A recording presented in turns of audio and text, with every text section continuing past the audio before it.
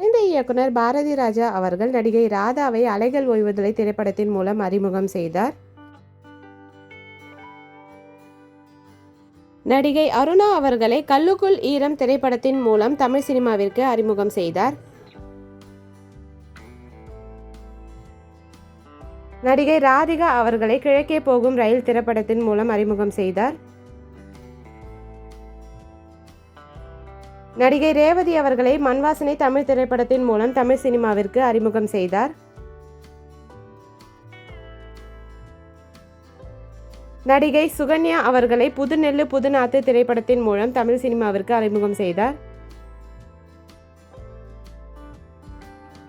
நடிகை ரஞ்சினி அவர்களை முதல் மரியாதை திரைப்படத்தின் வாயிலாக தமிழ் சினிமாவிற்கு அறிமுகம் செய்தார்.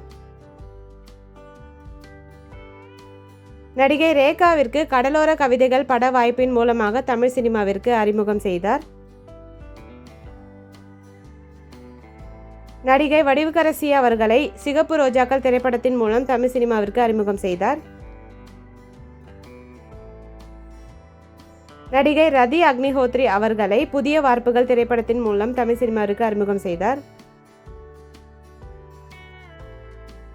நடிகை மகேஸ்வரியை கருத்தம்மா தமிழ் படத்தின் மூலம் அறிமுகம் செய்தார். முன்னணி ஹீரோயினுக்கெல்லாம் வலம் வந்துட்டு இருக்க இந்த நடிகைகளில் உங்களுடைய ஃபேவரட் யாருன்னு மறக்காம கமெண்ட்ல சொல்லுங்க.